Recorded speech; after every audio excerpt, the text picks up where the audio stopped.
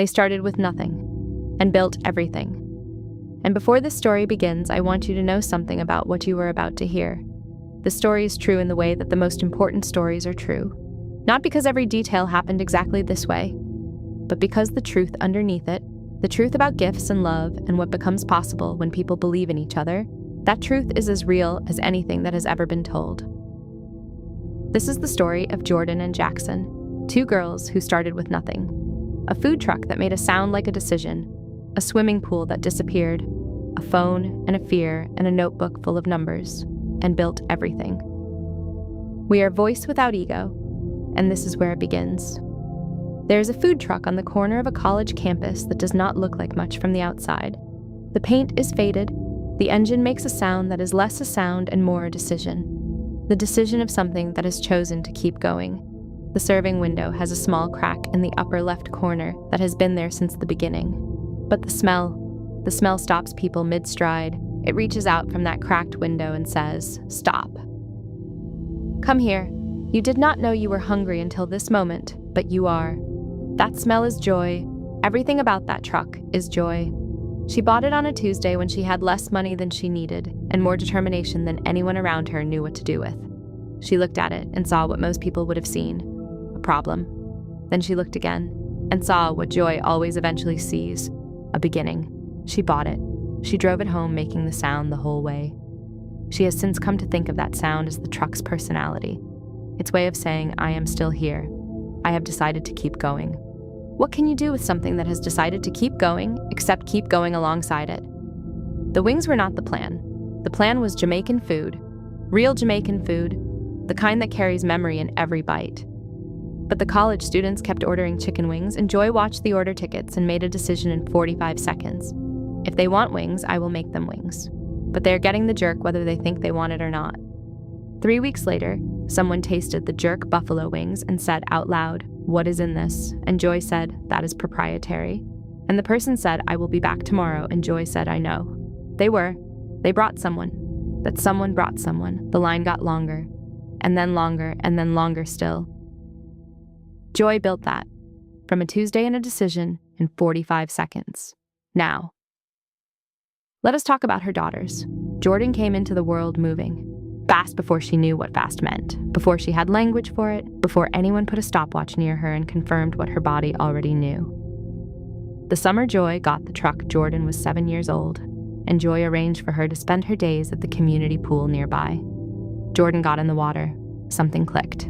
The water gave her resistance, and Jordan gave the water everything she had, and by the end of that summer, she was the fastest swimmer in the pool for her age. And the lifeguards were timing her, and she was watching the clock with hunger.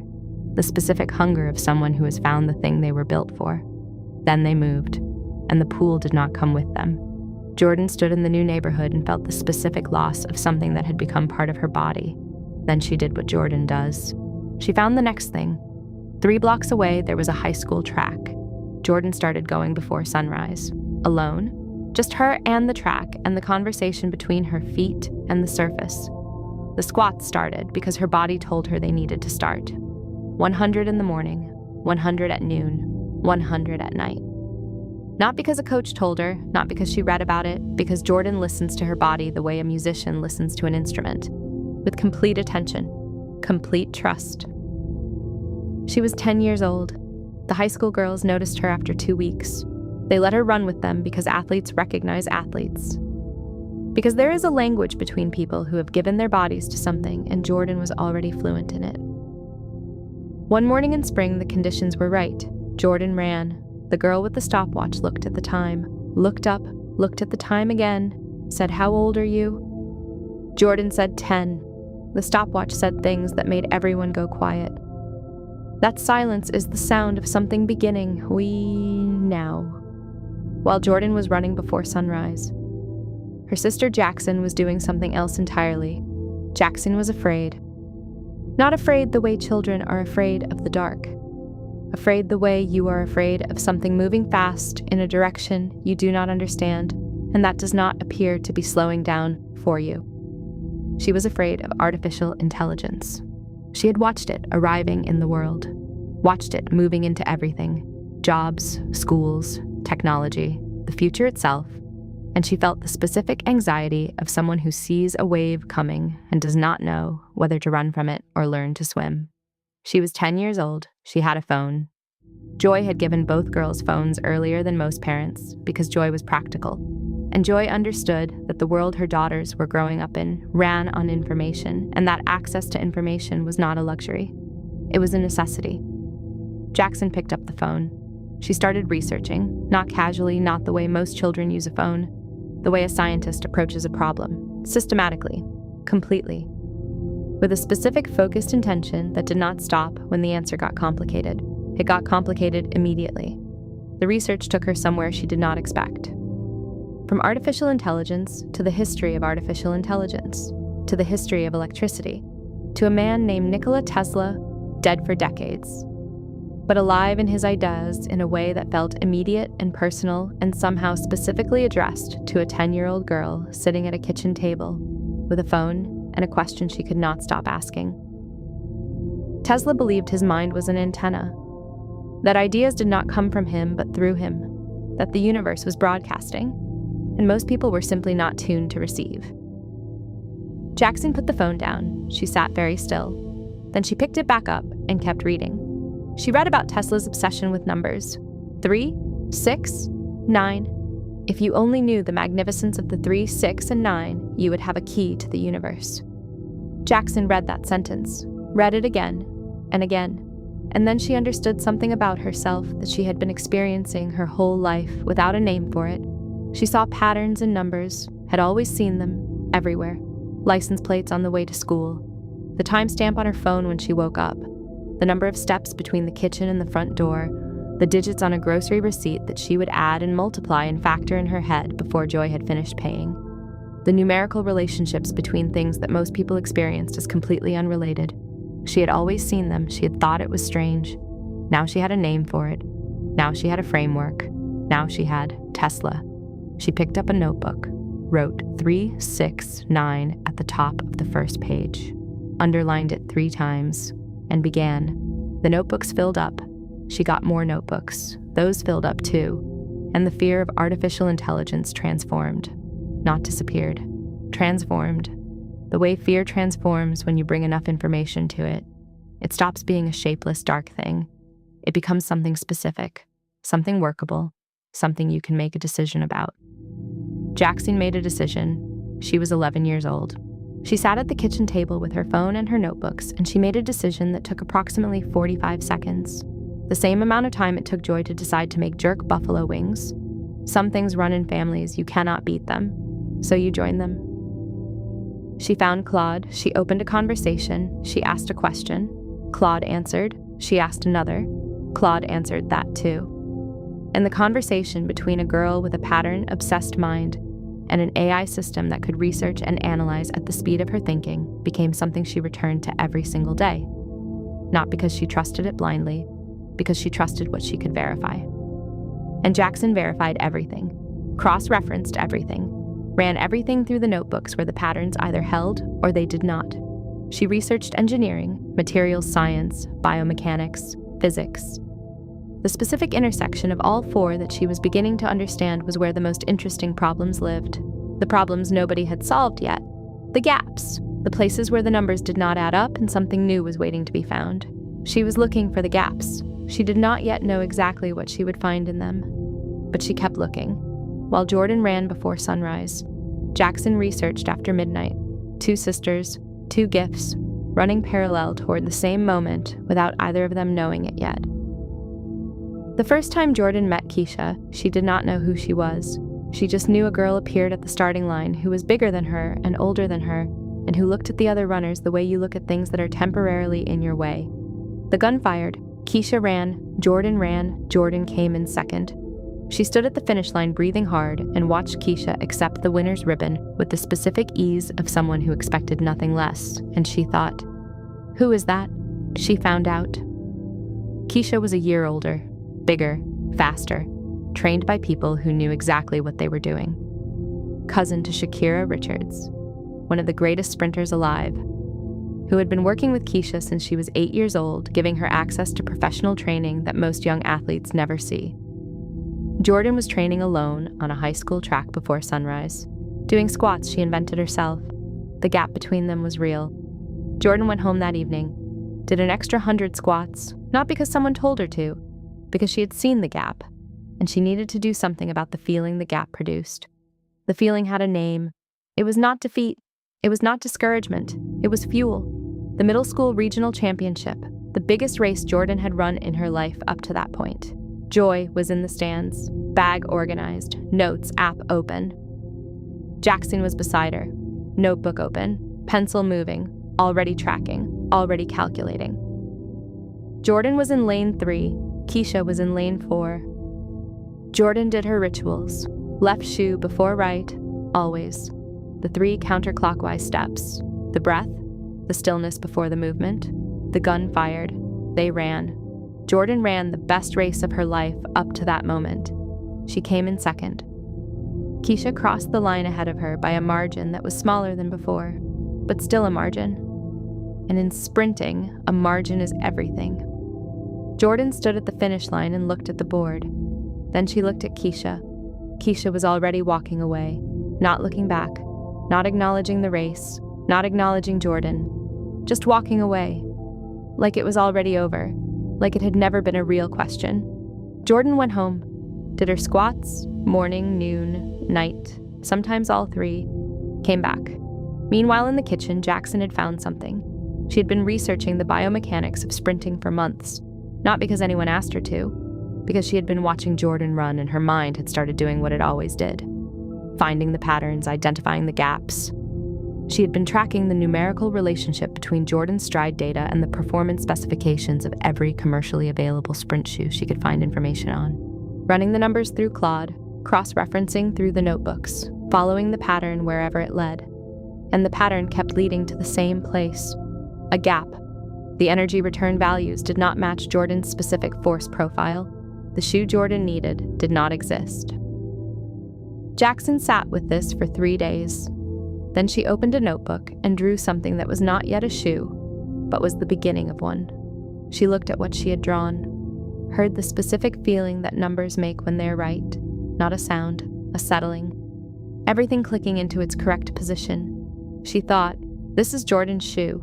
She told no one, not yet. She needed more data.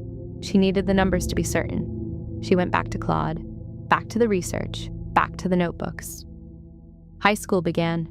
Jordan walked onto the varsity track team as a freshman and won races, the ones Keisha did not attend. She knew what those wins meant and what they did not mean. A win without Keisha was a rehearsal. The real test was always Keisha. Sophomore year, Jordan came closer at a regional meet. She pushed Keisha to the final 10 meters before falling back. Keisha crossed the line first, looked at the board, looked at Jordan. For the first time since they had been competing, Keisha actually looked at Jordan. Not through her, at her. Jordan held the look. Neither of them said anything. They did not need to. The look said everything. The gap was closing. Both of them knew it. Jordan went home, did her squats, morning, noon, night, because Keisha was still ahead, and Jordan was not finished. And in the kitchen, Jaxyn was not finished either. She had been building the shoe concept for over a year now. The research had taken her deep into materials science, into the specific properties of polymers and energy return systems, and the biomechanical physics of force transfer through a shoe during a sprint. Claude had helped her find research papers she would not have found otherwise. Papers written for graduate students. Papers that required her to look up words and concepts and then look up the words used to explain those words and build her understanding layer by layer the way you build a structure. One solid piece at a time. The notebooks showed the journey, the early pages full of questions, the later pages full of answers that generated new questions, the pattern always present, the 3, 6, and 9 showing up in the data in ways that made her feel Tesla looking over her shoulder and nodding. She was 12 years old. She understood things that most adults did not understand. Not because she was magic, because she had been working. Every day, after midnight, while the world slept. Junior year, the state championship, joy in the stands, Jaxyn beside her. 2 notebooks today, because something told her today was important. Jordan in lane 5, Keisha in lane 6. The gun fired. Jordan ran the race of her high school life. She stayed with Keisha through 50 meters, 60, 70. At 80 meters, there was nothing between them. Nothing. The crowd felt it. Joy felt it. Jaxyn stopped writing, both pencils still. At 90 meters, Keisha found something. Some reserve, some gear that only Keisha had access to. She pulled ahead, crossed the line first, Jordan crossed second. The margin was the smallest it had ever been. A fraction, a sliver, almost nothing, but almost is not nothing. Almost is still second place. Jordan walked off the track and sat by herself. Joy let her sit. Jaxyn let her sit. Because some things need space before they need company. Then Jordan got up, went home, did her squats. And in the kitchen, Jaxyn opened a new notebook, wrote one sentence at the top of the first page. The shoe needs to be ready. She went back to Claude, back to the research, back to the numbers. Joy made calls. Joy always made calls when her daughters needed something, with the organized efficiency of someone who had been making things work from nothing for long enough to be genuinely expert at it. The calls led to a materials scientist at the university. His name was Dr. Reeves. He had published 11 papers on piezoelectric applications in athletic equipment. His email was publicly available on the university website. Jaxyn had already emailed him 3 weeks before Joy made the call. Joy found this out in the meeting. She did not show what she felt about this until later in the car, where she allowed herself a single quiet laugh, then went back to being Joy. Dr. Reeves arrived at the meeting expecting a precocious child. He found Jaxyn sitting at the table with 4 notebooks open and Claude on her phone and a printed copy of his most recent published paper, with sections highlighted in 3 different colors. He said, "You highlighted my paper." Jaxyn said yellow is for sections that support my hypothesis. Orange is for unresolved questions. Pink is for a potential error in your methodology in section 4. Dr. Reeves looked at section 4, was quiet for a moment. Then he said, "You might be right." Jaxyn said, "I know." Dr. Reeves said, "How old are you?" Jaxyn said, 12. Dr. Reeves said, "Right." He said, "Show me the design." The 8 months of building the prototype were the most concentrated and the most alive months either of them had experienced. Jordan training, Jaxyn building, both of them working toward the same moment without either of them being able to fully see it yet. Then Jaxyn hit the wall. The energy return configuration in the heel. 3 weeks on the same gap in the numbers. Claude had given her options. Dr. Reeves had suggested approaches. None of them made the pattern complete. She was at the kitchen table at 11 at night when her phone buzzed. A number she did not have saved, a link to a research paper. 3 words. Thought this helped. She opened the link. She read the paper. She sat very still. Then she opened the notebook and started writing because the paper had the thing she had been looking for, and she wrote for 2 hours without stopping, and at the end of the 2 hours the numbers were right and the pattern was complete. She picked up the phone, typed 2 words. It did. 3 dots. Then the response. "I know." Jaxyn sat with that for a long time, put the phone down, closed the notebook. The shoe was ready. Jordan ran in the prototype for the first time on a cold October morning. She ran 100 meters and stopped, stood still. Jaxyn said, "Well." Jordan said, "It's different." Jaxyn said, "Different how?" Jordan said, "It feels like the ground is giving me something back." Jaxyn said, "That's the piezoelectric energy return." She said the shoe is capturing 63% of your push-off energy and returning it as forward momentum. Your current shoe returns 41%. Jordan said, "What does that mean in time?" Jaxyn said, "At your stride frequency over 100 meters, it means approximately 0.3 seconds. Jordan said 0.3 seconds. Jaxyn said, "Yes." Jordan said, "Jaxyn." Jaxyn said, "What?" Jordan said, "Find me a race with Keisha." The race came 3 weeks later, a regional invitational. Keisha was there. Of course she was there. Keisha was always there. Jordan did her rituals, left shoe before right, always. She looked at Keisha across the track. Keisha looked back, the same look they had been exchanging for years. The look that said, "I know you, and you know me, and we both know how this ends."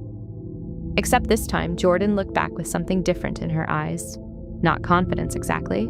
Something quieter than confidence. Something that comes from a girl who has been doing squats 3 times a day for years, and whose sister has been building her a shoe and a notebook for 8 months, and whose numbers have finally lined up. The gun fired, they ran. At 50 meters, they were even. At 60 meters, they were even. At 70 meters, Jordan pulled ahead. A fraction, then more than a fraction. At 80 meters, Jordan was ahead by a margin that Keisha could not close. Jordan crossed the line first. She stood at the finish line and breathed. For a long moment, she did not look at the board. She did not need to. She already knew. She looked at Jaxyn on the sideline. Jaxyn was standing completely still. Notebooks closed, pencils not moving. Just standing there with her eyes full. Jordan pointed at her. Jaxyn pointed back. That was the whole conversation. It was enough.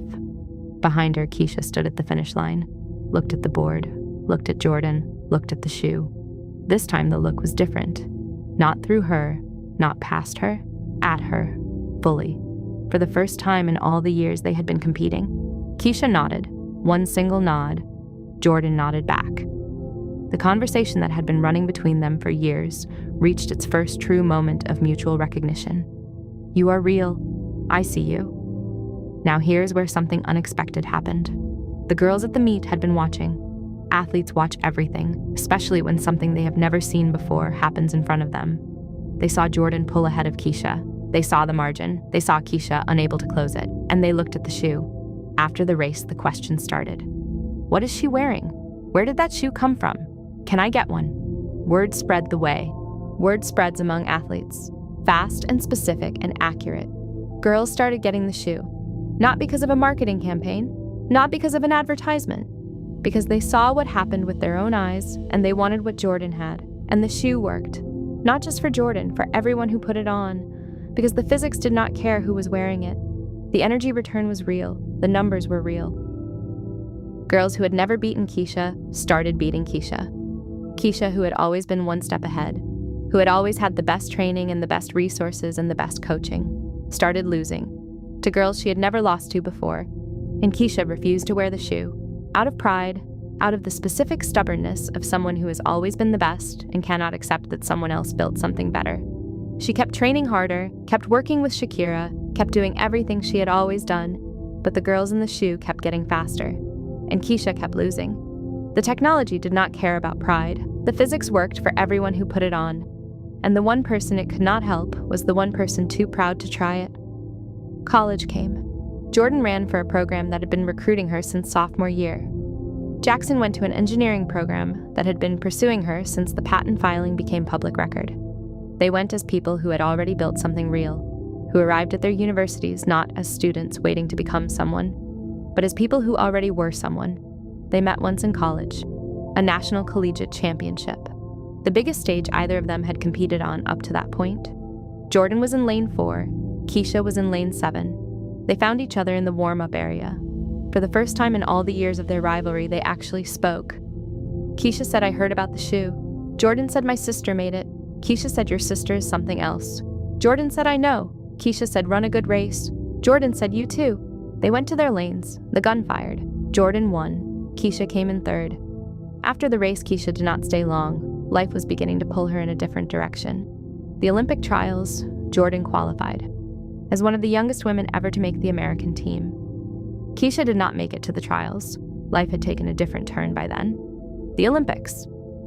Jordan stood in the tunnel before her race, and the sound of the stadium came through the walls. It was enormous. She stood in it and breathed. Got smaller on the inside. Quieter. More still. She thought about the pool she had lost. She thought about the track 3 blocks away. She thought about the squats. 100 in the morning. 100 at noon. 100 at night. For years. For years. She thought about Keisha crossing the line ahead of her at the regional championship in middle school, at the state championship junior year, the margin getting smaller every time, until it disappeared. She walked out of the tunnel into the light. The crowd was a sound she could feel in her chest. She went to her lane, left shoe before right, always.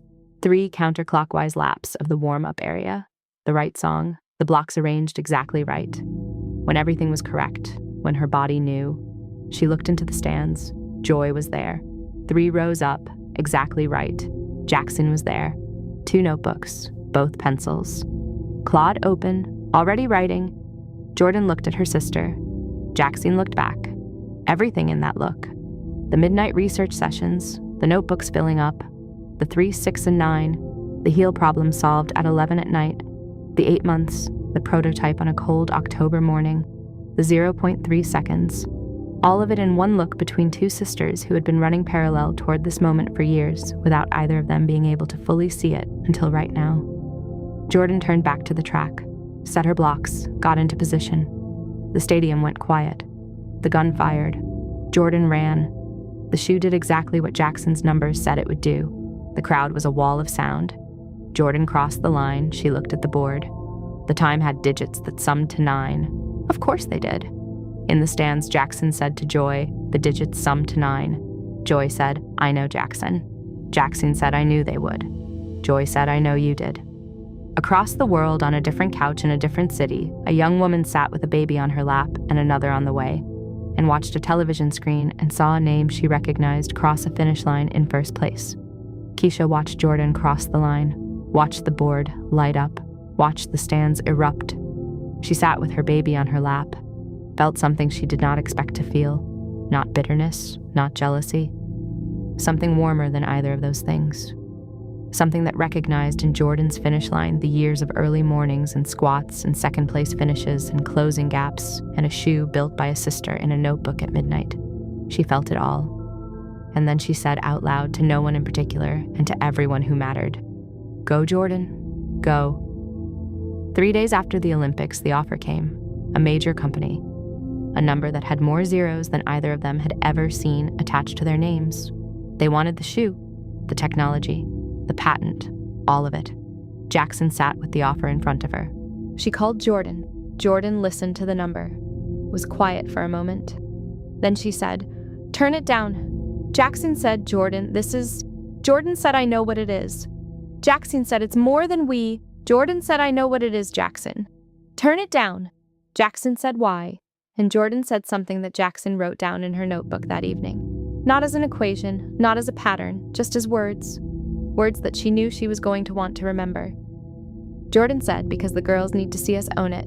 She said there are girls right now doing squats before sunrise with no coach and no resources and no one telling them they can. She said there are girls right now sitting at kitchen tables at midnight, teaching themselves things nobody asked them to learn. She said if we sell it, we become a story about a shoe. If we keep it, we become a story about what is possible. She said the shoe was never about the shoe, Jaxyn. It was about every girl who was always second place. Every girl whose sister believed in her when nobody else did. Every girl who kept going when keeping going was the only option available. She said if we sell it, they get the technology. If we keep it, we get to decide what it stands for, who it reaches, what it builds. She said we are not selling this. We are going to build it into something bigger than any number they can put on a table. Jaxyn was quiet for a long time. Then she said the digits of the offer summed to 6. Jordan said, what does that mean? Jaxyn said it means it is not the number. It means there is a bigger number coming, and it is going to be ours. Jordan said, turn it down. Jaxyn said I already did. Jordan said when? Jaxyn said 30 seconds ago while you were talking. Jordan said Jaxyn. Jaxyn said what? Jordan said I love you. Jaxyn said I know. She said the numbers always said you would. The company that made the offer did not disappear. They watched the Olympic win. They watched the stands erupt. They watched the board light up with a time whose digits summed to 9. They watched girls all over the world putting on the shoe and getting faster. They watched the movement growing, and they understood something that Jaxyn had understood at 11 years old, sitting at a kitchen table with a phone and a fear. You cannot beat them, so you join them. 6 months after the Olympics, Jordan and Jaxyn took the company public. The New York Stock Exchange, the biggest stage in the world of money, not the track, not the laboratory, the floor of an exchange where billions of dollars move in seconds and where the biggest companies in the world make their decisions. Jordan and Jaxyn walked onto that floor, and the cameras were there and the numbers were there, and Jaxyn looked at the opening bell and felt the specific feeling that numbers make when they are right. Not a sound, a settling, everything clicking into its correct position. She said to Jordan, the digits of today's date sum to 9. Jordan said, of course they do. Jaxyn said I scheduled it that way. Jordan said I know you did. The bell rang, the stock opened, and then something happened that nobody had seen happen quite this fast before. The big companies came, the ones who had tried to buy the shoe, the ones who had sat across the table from two young women and put a number on it that Jordan had told Jaxyn to turn down in 30 seconds. They came back. Not with a buyout offer, with investment capital, because they understood now what Jordan had understood then. You cannot own this by buying it. You can only be part of it by joining it. And they joined. Their investment capital poured in and the stock rose. Fast. Faster than analysts had projected. Faster than the financial media had predicted. Faster than almost anything the New York Stock Exchange had seen from a company this young founded by people. This young built on technology developed by a 12-year-old girl at a kitchen table at midnight with a phone and a notebook, and Claude, and the numbers 3, 6, and 9. By the closing bell, the company was valued at $5 billion. $5 billion. From a food truck on a college campus, from a swimming pool that disappeared, from 100 squats every morning, every noon, every night, from a notebook that started with a question mark next to the word electromagnetic, from a phone and a fear and a decision that took 45 seconds, from 0.3 seconds, from a margin that kept closing, from a sister who built the thing and a sister who ran in it and a mother who made jerk buffalo wings in a truck that made a sound like a decision. They rang the closing bell together, Jordan and Jaxyn, side by side the way they had always been, running parallel toward the same moment. And the cameras were everywhere, and the numbers were everywhere, and Jaxyn looked at the closing valuation and calculated the digits and said to Jordan, "It sums to 5. Jordan said, "Is that good?" Jaxyn said, "5 is the number of change." Jordan said, "Of course it is." Jaxyn said, "Of course it is." But the part that Jaxyn cared about most was not the number on the board. It was what happened after. Because Jordan and Jaxyn had made a decision before the IPO, before the bell, before any of it. They had decided that a percentage of every share sold would go into an investment fund, specifically designed for girls, young girls, girls who were doing squats before sunrise with no coach, girls who were researching at midnight with no mentor, girls who had a gift the world had not recognized yet. The fund would teach them, not just how to run, not just how to invent, how to own, how to invest, how to understand the difference between earning money and building wealth. How to know that the most powerful thing a person can hold is not a trophy, not a medal, not even a patent. It is equity. It is ownership. It is the specific power of having a piece of something that keeps growing while you sleep. Jordan stood at the podium at the fund launch and said something that Jaxyn wrote in her notebook. Not as an equation, not as a pattern, just as words. Jordan said we started with nothing. She said a truck that made a sound like stubbornness, a pool we lost, a phone and a fear, 100 squats in the dark. She said nobody gave us a seat at the table. So my sister built a better table, and then we took it public. She said the lesson is not the shoe. The lesson is not the stock. The lesson is this: you cannot beat what you were built for, and neither can anyone else. She said, find your gift, build your thing, own your piece, and never, ever sell it for less than it is worth. Across the world, on a different couch in a different city, Keisha watched the fund launch on her phone, baby on her lap. She watched Jordan at the podium. She watched Jaxyn beside her with a notebook. She felt the same thing she had felt watching Jordan cross the finish line at the Olympics. Not bitterness, not jealousy, something warmer, something that said I was part of this. Every race I won pushed her harder. Every margin made the shoe more necessary. Every loss sent her home to do more squats. I was part of this. And then she looked at her baby, and she thought about the fund. And she thought about what her daughter was going to know that she had not known. And she said out loud to her baby, you are going to learn how to own things.